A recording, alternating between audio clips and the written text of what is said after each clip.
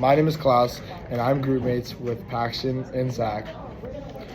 And the goal of the investigation was to find which person started the infection to all the others, as well as what disease they had.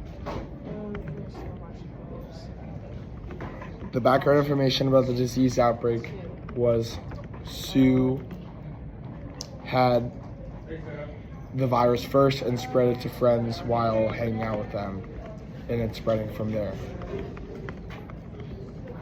Where the importance of the investigation was to find who had the virus and what virus was, which was meningitis, because if they had a different type, then it could be extremely dangerous and possibly fatal.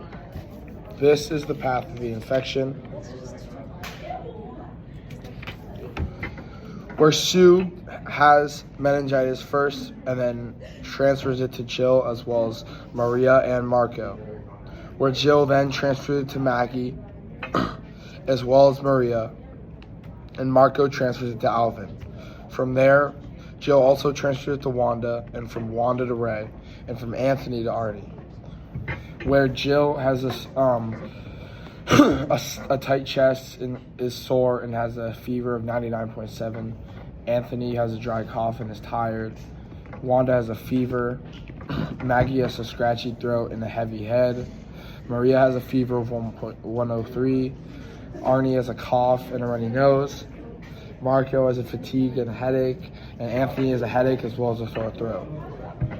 Well, a lot of these people were Sue's lab partners, or one of them was a lab partner from Sue, like Marco, and like Jill, which is roommates with Sue, had meningitis right after Sue did, so she transferred it to her. Hi, my name's Zachary, and I'll be discussing ELISA. ELISA is a laboratory testing technique that detects and counts the amount of antibodies, antigens, proteins, or hormones in a sample. The ELISA does this by binding antigens to a well, then washing out all the excess. And then if the antibodies are present in the fluid when you put them in, they'll stick to the antigens, and you wash out all the extra antibodies. And you put in more antibodies, and if the antibodies stuck to the antigen, the secondary antibodies will stick to the primary antibodies. You wash them out, and you put in the substrate, which the secondary antibodies have a fluorescent tag. So if the substrate binds to the fluorescent tagged antibodies, it will become there will be a color change. Some of the body fluids you could use are like blood, plasma, pee, saliva, or cerebrospinal fluid. The acronym ELISA stands for Enzyme-Linked Immunosorbent Assay, and the result from our ELISA from our testing groups were that Wanda did not have meningitis, Jill had meningitis, and her concentration of antigen was 25 microliters per milliliter. Arnie did not, Maggie did not, they both didn't have meningitis. Sue had it. She also had a concentration of about 25 microliters per milliliter. Marco had it, and he had a concentration of the antigen about 12.5 microliters per milliliter. And then Anthony didn't have it, Maria did have it, and she had a concentration of about 6.25 microliters per milliliter.